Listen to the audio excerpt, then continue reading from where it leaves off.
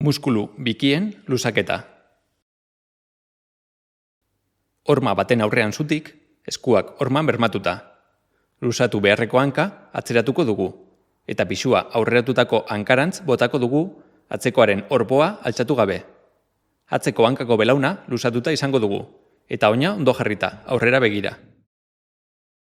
Tentsioa nabarituko dugu hankaren atzekaldean.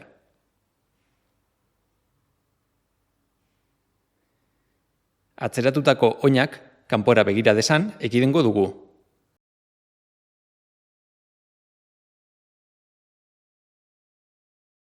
Eutsi 30 segundo eta 2 hiru aldiz errepikatuko dugu.